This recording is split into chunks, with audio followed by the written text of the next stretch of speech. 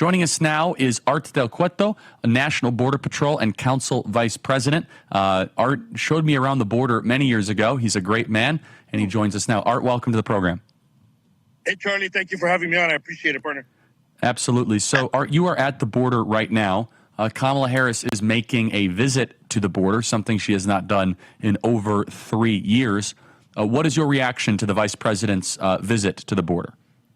Look, it's honestly, Charlie, you know me. We've known each other for a long time.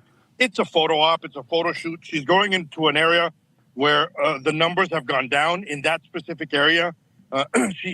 Suicide sector continues to be one of the number one areas in the country for gotaways. And it's the number one area in the country for encounters. However, she's going to an area where that's not where it's actually happening. She should have come down to Sassabee. She should have come down to other parts on the reservation. She should have come to the reservation, to be honest, which is where most of the traffic is. But she doesn't care to do that. But why should she? She hasn't been here in 3.5 years. Like, she just has never been here. And so it's just a photo shoot. I think it's just she has to check the box. She has to say, hey, look, guys, I went to the border now. But realistically, I know, we all know that it's just a photo op. She doesn't really care unless she's coming down to see the actual mess she's created, because that's the only thing she would be coming down for, is to see the mess her and the administration created already. Has she done or signaled anything during your of dealing with this border surge to assist or help you guys? And talk about the severity of the crisis on the border.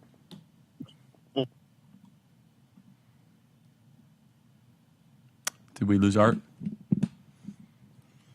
The border's a dangerous place. It is a dangerous place. Cartels took it out. He's literally at the border. Hopefully we can get him reconnected. This is a scam.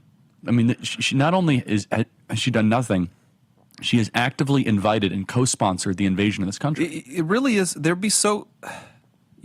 should be like a money payout or a prize or something for who can like put this in the most succinct way, how bad the border is. And it's almost that they've made the term border itself obsolete, because what is going on is it's not exclusively that people jump the border. It's that they've made it so the border is irrelevant. They will fly you into America after you book an appointment on an app, and we will claim these are undocumented immigrants still. Yeah, and that's the other point, is that just because they might not be crossing the border, they're taking possession of them and then transporting them to the interior of the United States. And then this elaborate sham, like immigration court hearings. Okay, well, we'll put that hearing years into the future. I think we've had 10 years in some regions. We got Art back. Art, sorry about that. Welcome back. No, my fault, man. I'm in a very bad spot. Obviously, down on the border, how connections are horrible down here. Yeah, for sure.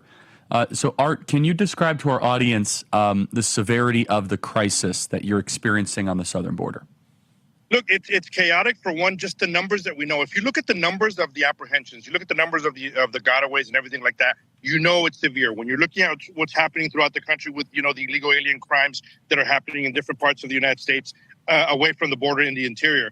When you look at that alone shows you how severe it is. But I'm going to add something to it that people don't realize. There's hardly any agents out here because they're stuck in the processing centers. So the actual gotaway numbers, we don't know what they are. We have no idea how many people have actually gotten away because there's no one out here. And the drug cartels, the human smuggling organizations, they know what they do.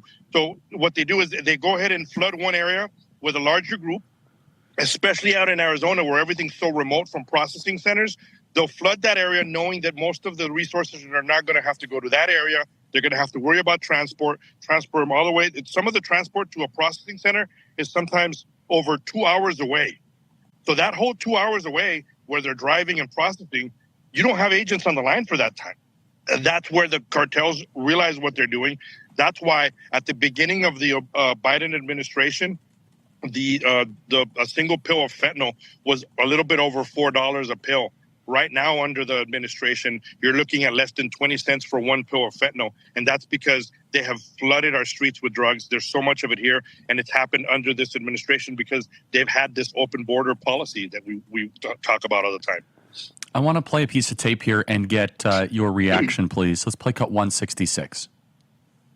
It's crazy to think that half of America is A-OK supportive of mass deportations. But what a lot of voters are leaning towards Trump on immigration is that he does talk about it every day. So the fact that she's now talking about it is a huge win. And not just going to the border, but talking to communities around the country that have had a huge influx of legal immigration. But those communities are economically strained, right? They are maxed out. Donald Trump touches a scintilla of truth, a scintilla, and then pushes it into a total lie zone. She's now getting into that space and seeing those people who potentially have felt like the government said, sit down, be quiet, and get used to the new world. And so she's now going there, and this could really be a good move for her.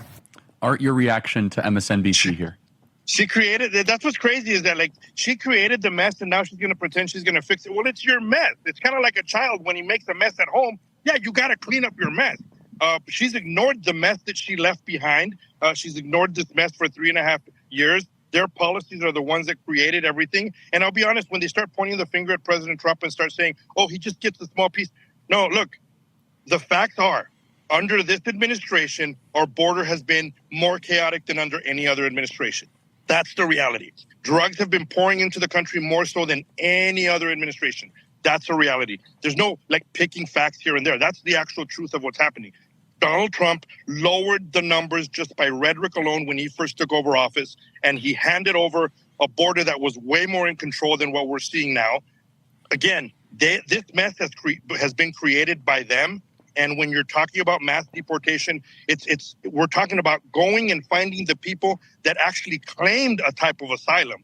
So we're now going to see them and say, okay, let's see what claim you actually had. That's the lawful way to do things. Isn't that what they came into the country to begin with, to get an asylum case started? Well, now they're going to have their day in court. And those that do not have a real asylum claim, which I'm going to tell you the majority of them don't, they're going to have to face deportation back to their country. That's the way the laws work. And the way it should work. That's so wonderfully said.